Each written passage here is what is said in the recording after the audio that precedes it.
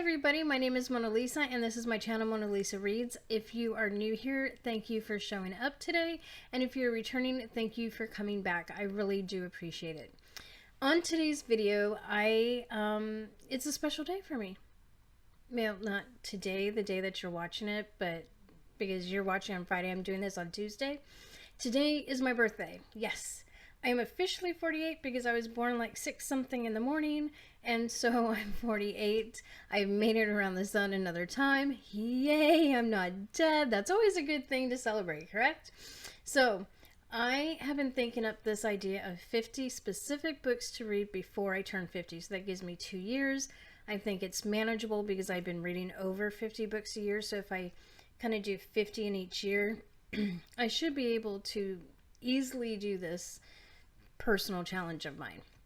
But let me go ahead and roll the intro, and then we'll talk about how I came up with this idea.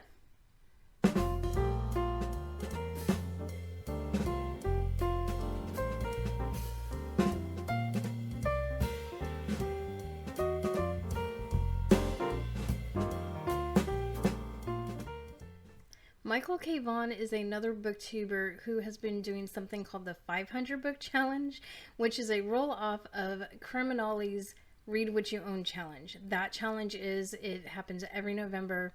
You pick X number of books to read of what you already own without going out and buying more books. Goal is to get you to read through the stash of books you already have. Well, 2 years ago, this November, it will be the time when Michael K. Vaughan decided I have thousands of books and I'm a little older and I should read more of the books I own before buying more, because what I have now I probably won't read before I'm dead. So he decided to do the 500 Book Challenge. There were times I thought he was going to quit. He hasn't. And now he's up to 180 some odd books according to his last video, and I don't think he's going to quit. I think he's sticking it out. I think he's stubborn enough to stick it out. And I really think he wants to do this. And so, I support him. I know other booktubers who follow him support him. This is a really great idea. I don't think I have 500 books to read in my library, but I have been trying more of reading what I do own. So I was thinking, I'd like to do that challenge, but it has to be different because I don't have that many books, but like, that would be an awesome thing to do. And so I was like, I came up with an idea, but I'm not doing it till I turn 50. So I was like, well, what can I do in the next 2 years? And so that's why I came up with 50 books before I turn 50. So that's how I came up with the idea. Now, some of these books I have not chosen myself, but I reached out to family and friends and asked them, hey, what book would you suggest that I read for you? And they have all sorts of different reasons of why they chose the book. One friend hasn't even read it yet, but we both like Agatha Christie, so she's like, here. So if that's a clue of what kind of book that might be. So I have my list over here. I'm going to have to grab my laptop. I do have some of the books physically, but most of them I don't. So trying to read what I own really isn't going to be that much off of my shelves for this challenge, but that's okay. Okay, computer. First book is going to be 936 Pennies, and I do actually have that one, and I'm trying to do as little editing as possible on this video. It's by Erin Lynham.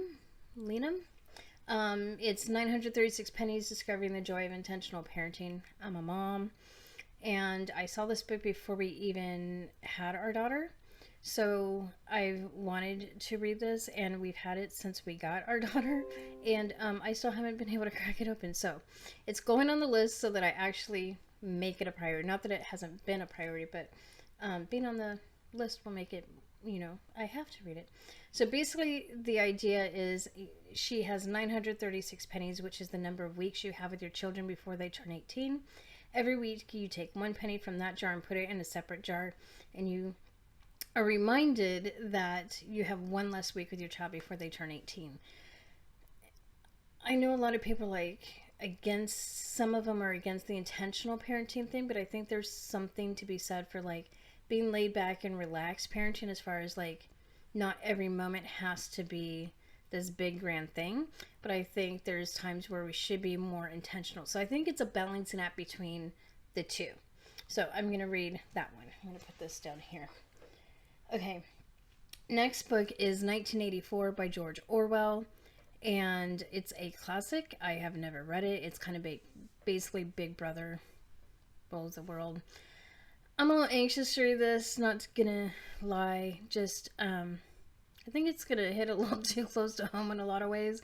So, yeah, I'm kind of, I'm gonna read it because it's classic and I think I should. So, the next one I also have, and that is A Connecticut Yankee in King Arthur's Court by Mark Twain. I do have one other Mark Twain book on the list, and this is basically a Connecticut Yankee. Ends up being, as far as I understand it, he goes back into the past and is in the time of King Arthur's court, and yeah. So I mean, I even find the dude on the front. I just like him. He's like this like goofy looking dude in armor and everything. So that's another book on my list. Okay. The next one I have in my computer is here, so I'm reading it. The next one is A Natural History of Dragons by Marie Brennan. And I do know that there's at least 2 books in this. I'm not sure if it's a trilogy or not. But, I mean, look at this cover. It's basically woman who studies dragons and they're real and whatever. So, I wanted to read this book since the moment I heard about it. So, I'm very excited to finally get to this. I'm a person who, like, if I start a series, I want to finish the series and not wait forever between books. So probably if I start this, I'll probably read the next one in the series shortly after. Let's see. The next one is another classic. It is All Quiet on the Western Front by Eric H. Maria. This is basically tells the story of fighting during World War II, and both sides are killing each other, and they do a truce for Christmas, and just that time when all the guns were put down and there was camaraderie and they were sharing food and whatnot. And sorry for the phasing. And then the next day they picked up their guns and started killing each other again. So just a crazy concept that something like that would happen. Like somebody you were shooting at one day, then you're eating with them the next day, and then the next day you're shooting at each other. We're stupid. Okay. The next one is by Bruce Olson, and it's Bruco, I think is how you say it. This was suggested to me by my friend Brett. I went to college with him. It was me, him, and 2 other guys, and we hung out. We were like the 4 Musketeers for 1 year till him and another guy graduated. But over the years, I graduated in 2000. They graduated in 99. The 4 of us have always stayed friends. And so like 25, well, it would be 26 years now because, yeah. Anyway, so 25. Sorry.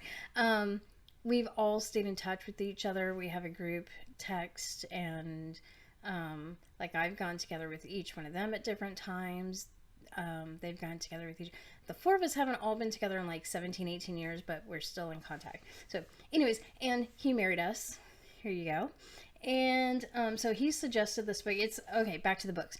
So he suggested it's about a 19-year-old who went to become a missionary, and he was kidnapped, and kind of his work with them and everything. And I'm realizing how dark this is. Wow. Okay, sorry. Lighting's not better. It's overcast today.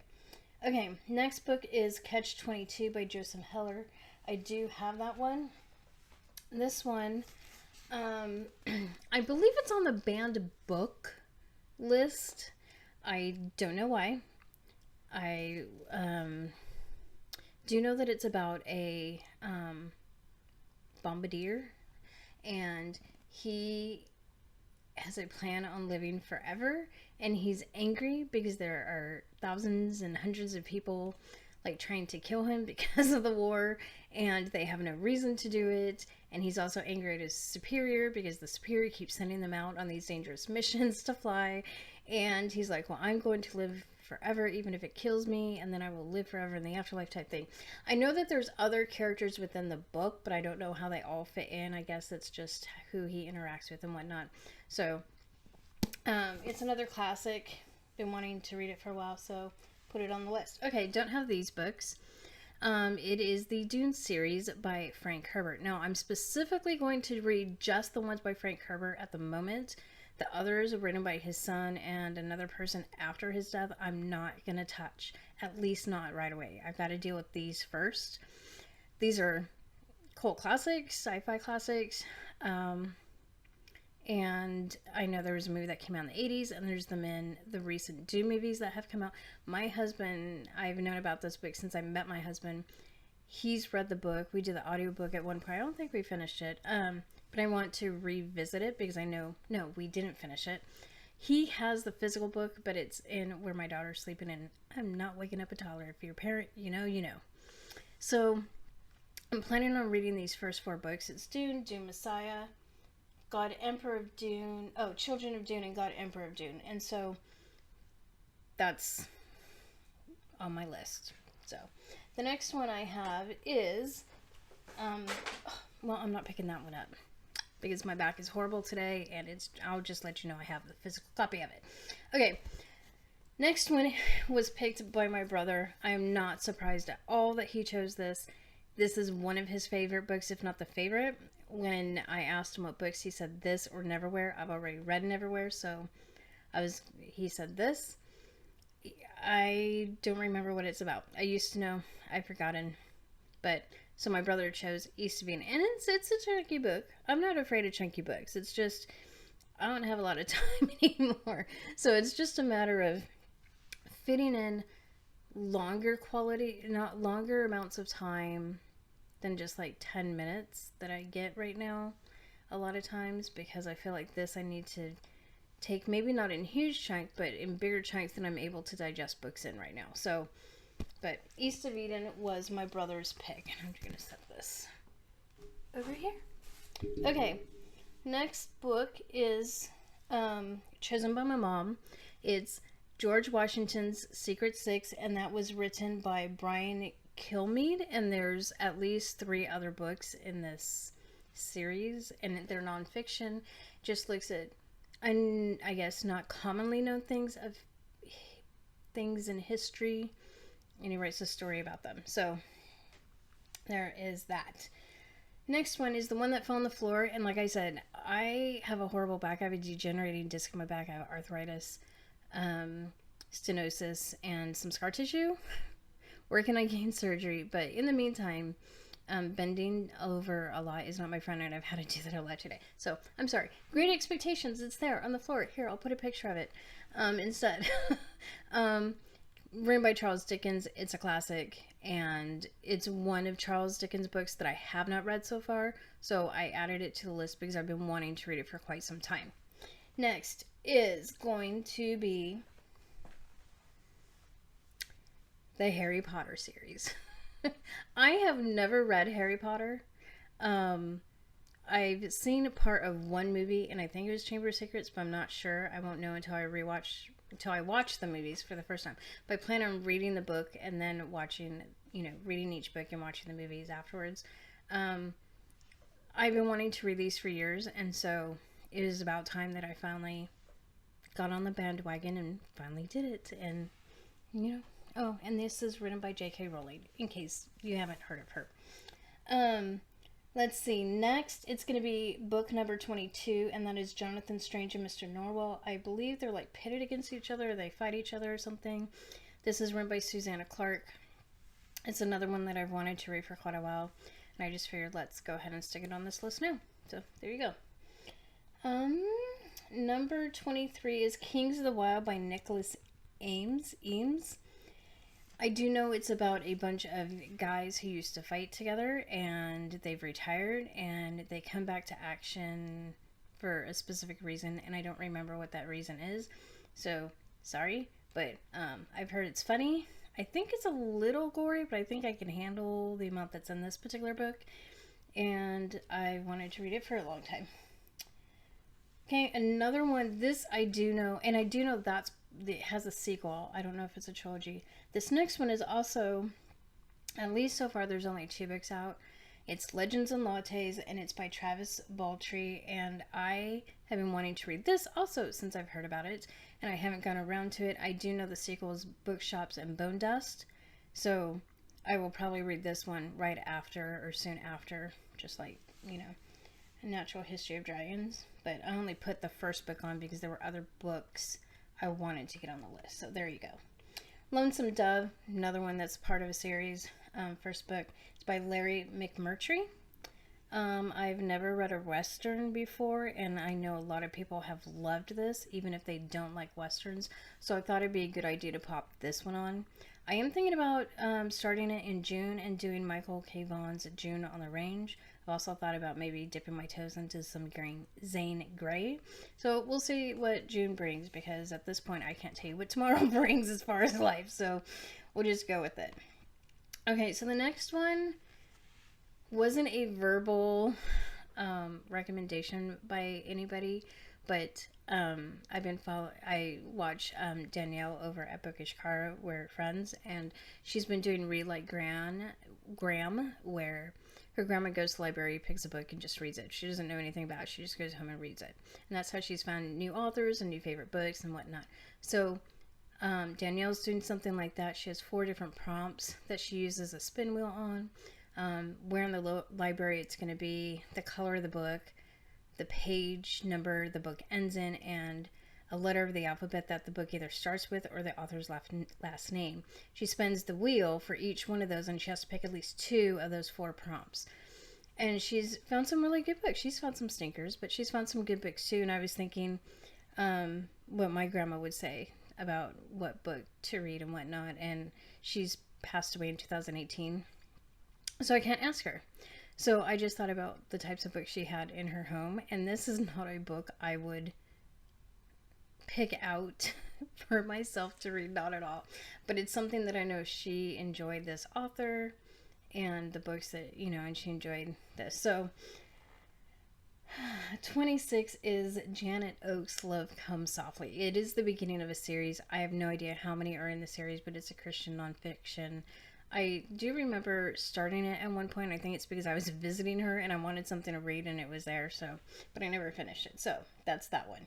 Next one I do have a copy of. Yay!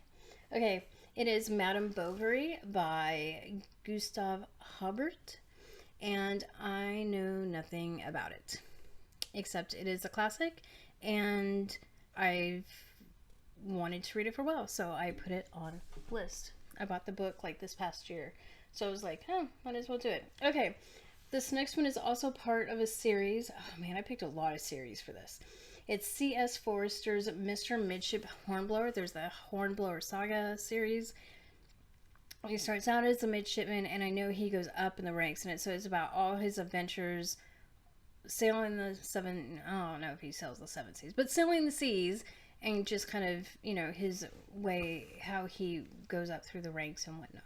So I also heard about this from Michael K. Vaughan. So he's had a lot of influence lately. Next one is by Richard and Florence Atwater, and it's Mr. Popper's Penguins. I have never seen a movie, and I've never read any books. I haven't read this book or anything in the series. And I wanted some light stuff and easier stuff to read in the mix of all this. And I really didn't pick a lot of it, but Mr. Popper's Penguin is one of them.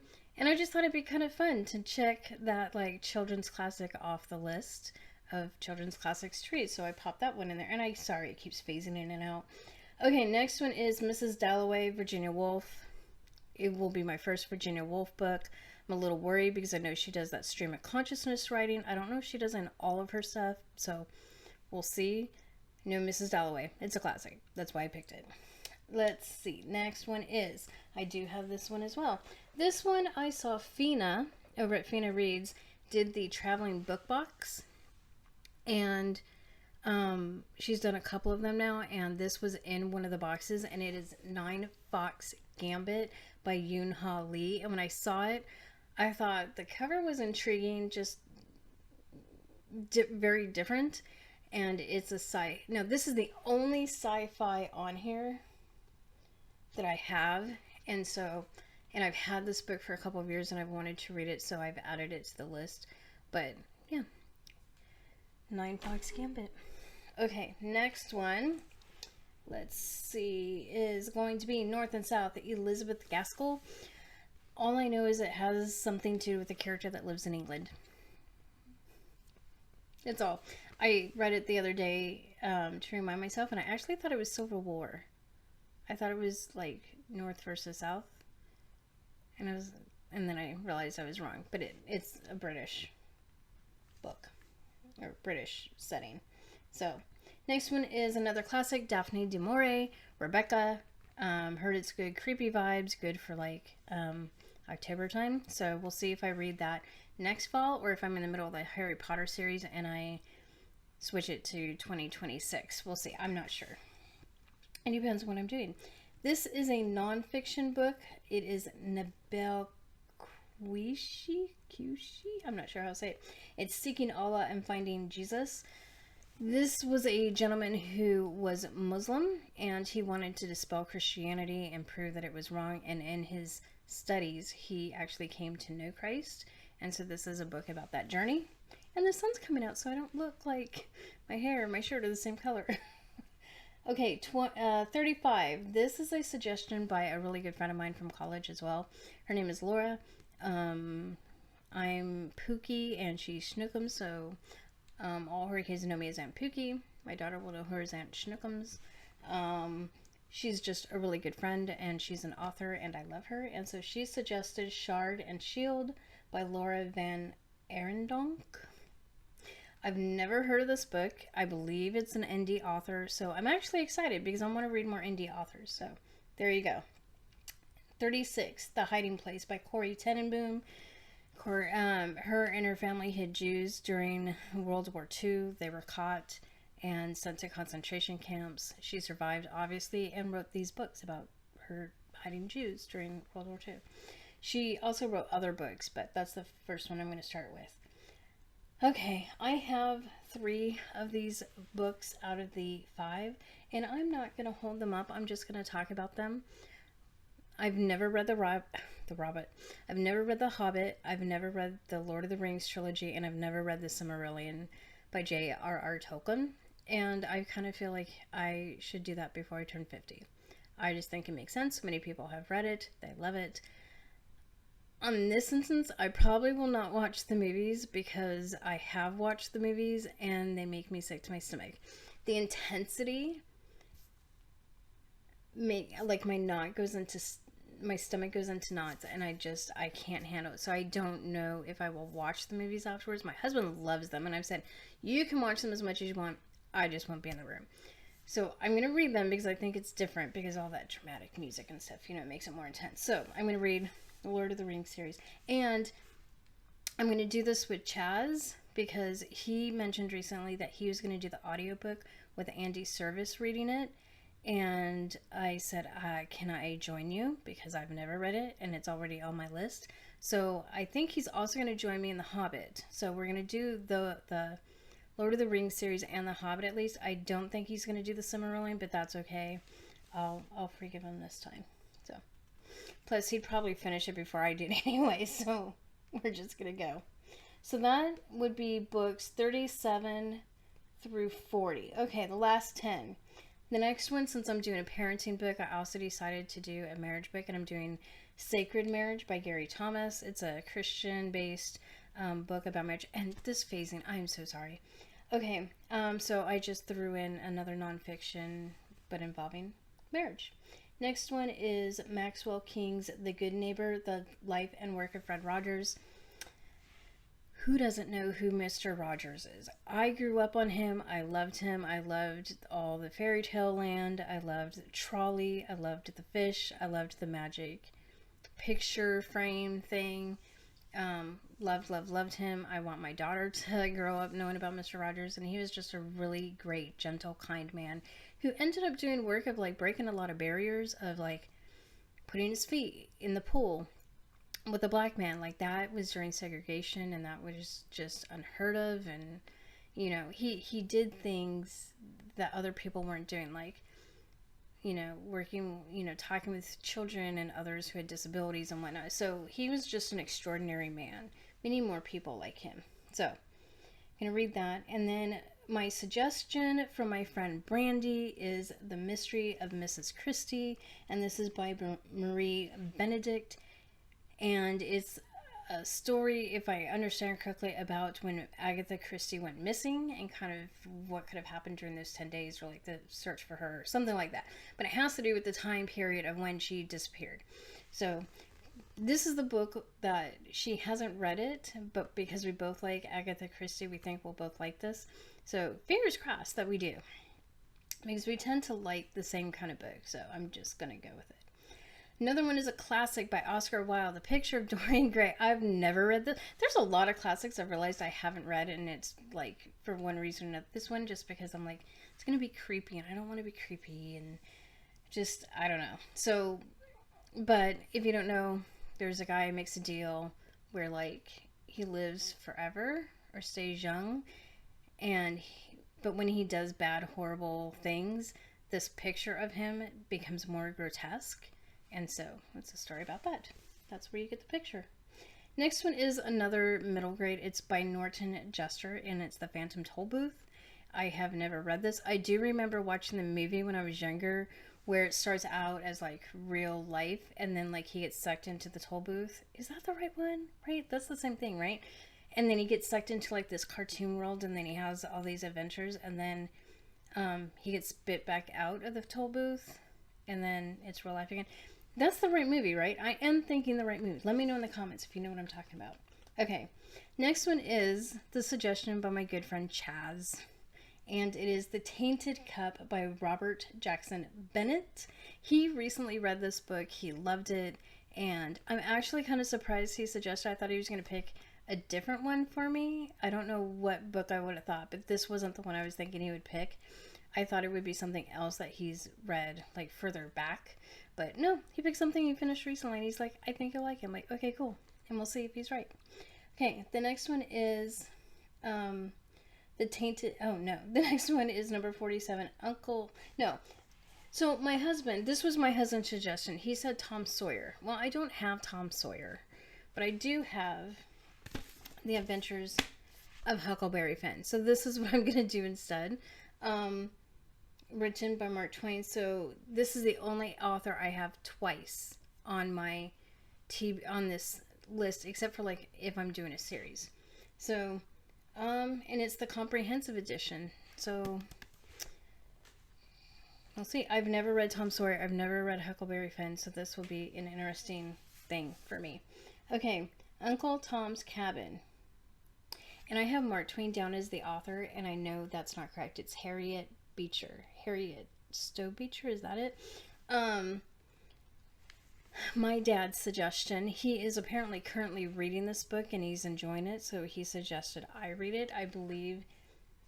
So, yeah, I'm actually surprised that this was his suggestion as well. I thought it was going to be something more along theological lines, or something that he wasn't currently reading. So, that was a surprise to me. I do know Uncle Tom can be controversial at times, so I don't know if it's on the banned book list, but I do know it can be controversial with some people. So I'm interested to read it and see what all the fuss is about. Next one is by a gentleman named Larry Smith, and it's called Trouble. And my best friend in Arizona, Renee, I have several very good close friends that I just call best friends. Renee, this is her uncle or her great uncle wrote this book, and is about his time in World War II. So she said she's not a big reader, but she has read this book, and so I'm interested to check this out, some of her family history. So yeah, that's number 49. Number 50 is War and Peace by Leo Tolstoy. It's another chunker of a book, I know that. I do know it's another classic, and that's basically all I know. I believe it's about times of peace and times of war, and so that's why you get War and Peace. Yeah. So there you go. And it's at 30 minutes, so I need to make sure I keep this under 30. So that's my list. That's what I've got going on. I'm excited for this. I have been waiting for my birthday to be able to start reading these books. I didn't want to start them before, because now I have exactly 2 years to finish these 100 books. And I think, like I said before, it's totally doable. So in the comments below, let me know what you think about the books that I have chosen. If you have any commentary on it, let me know what you think of this challenge. Does it make you want to do something like this? Have you done something like this? How did it go? Give me your thoughts. Let me know.